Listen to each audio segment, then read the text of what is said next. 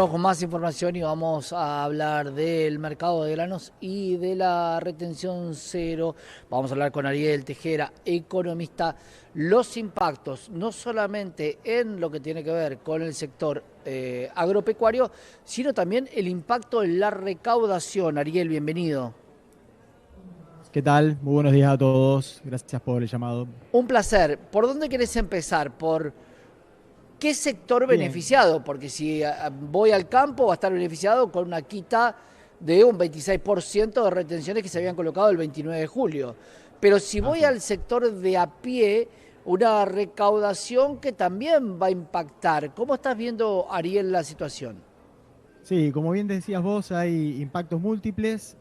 Bueno, por una parte tenemos una medida que tiene que ver con una situación muy coyuntural, yo creo, y tiene que ver con esta quita de retenciones en un contexto donde el dólar se había puesto, o el mercado cambiario se había puesto bastante tirante con el dólar que había empezado a colisionar, ¿no?, contra la banda superior, el gobierno necesitando poner un poco de paños fríos, ¿no?, en esta cuestión.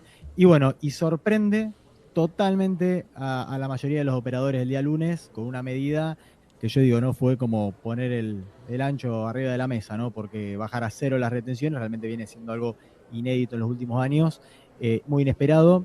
Y bueno, con esta finalidad, ¿no? De generar un aluvión importante de dólares, una medida que muy favorece, obviamente, en gran medida al sector, a los Uh -huh. productores, muy bien recibida, porque en algún punto, bueno, ¿no?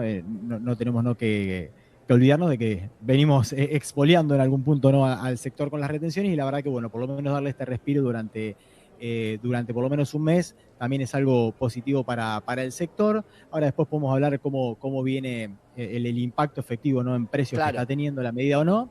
Pero después también tenemos, obviamente, ¿no?, al resto de los ciudadanos, en algún punto sí nos afecta, obviamente. Yo creo que hay dos cuestiones principales a destacar.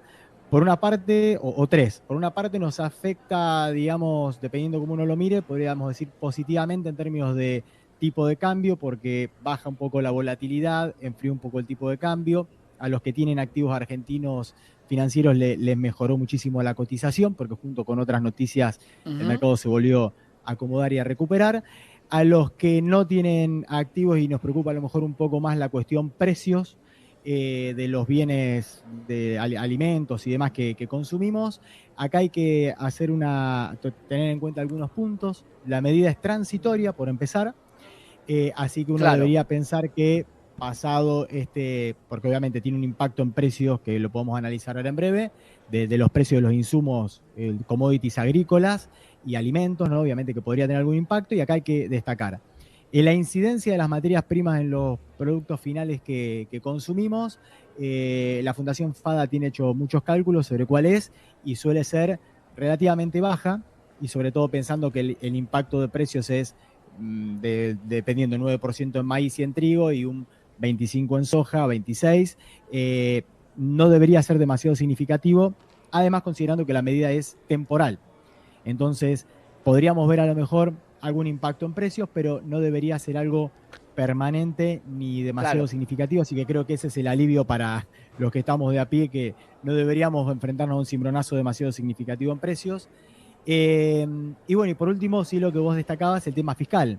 Estamos hablando más o menos de 1.500 millones de dólares del costo de la medida, Claro. en términos de recaudación fiscal, en un contexto donde, como sabemos, el gobierno está muy preocupado por mantener los números por lo menos equilibrados.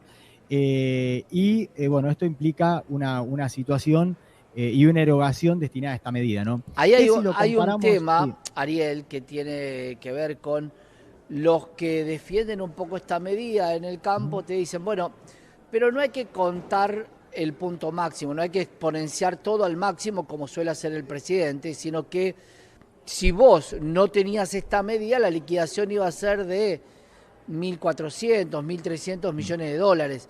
Nadie te hubiera liquidado los 7.000 que supuestamente van a liquidar ante el 31 de octubre. ¿Coincidís con eso?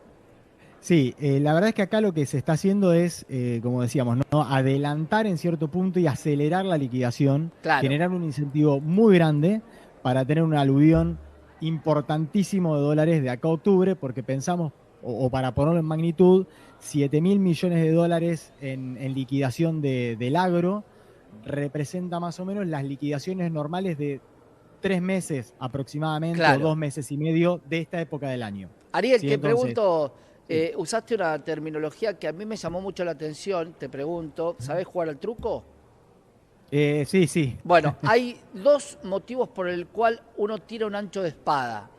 Ujú, El primero es generar expectativa y te ujú. pregunto, ¿cuáles son las otras dos cartas del gobierno? Porque si son dos cuatros, es lógico que tire el ancho de espada.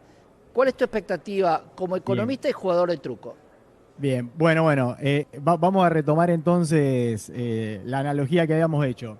Vamos a decir que en términos locales se jugó lo más grosso que le quedaba para mí, pero después viéndolo en perspectiva de lo que pasó en el resto de la semana, te diría que en realidad se jugó el 7 de oro, por así decirlo, porque atrás vino una anuncios que fueron muy contundentes para el mercado, que creo que tienen que ver con nuevos desembolsos del BID y del Banco Mundial que están supuestamente programados, que escalarían una cifra bastante significativa, y todo lo que tiene que ver con el apoyo del Tesoro, que le estaría otorgando una gran tranquilidad, porque todos sabemos que muchas veces en el mercado se juega, ¿no? Esto de la expectativa, Sí, de te claro. corro, me corres, te corro yo a vos, me corres vos a mí. Bueno, acá el espaldarazo que le da el Tesoro, sobre todo con lo último que salió, que estarían abriendo un swap de más o menos 20.000 millones de dólares. Recordamos que las reservas estaban en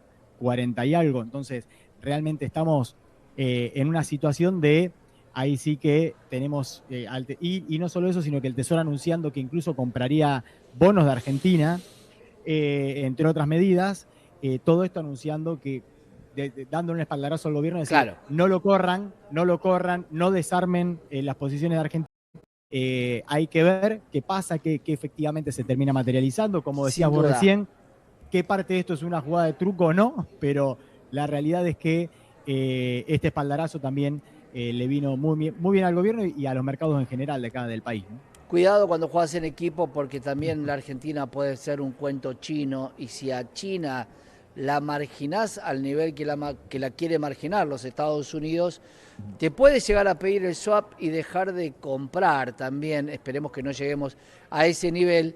Y ahí no importa las cartas que tengas, puedes tener las mejores cartas. Si el otro se va al mazo, ganás un solo punto y después tenés que volver a ligar cartas. Ariel, Sí, tal cual, gracias tal por cual. estar con nosotros. No, por favor, saludos. Gran abrazo.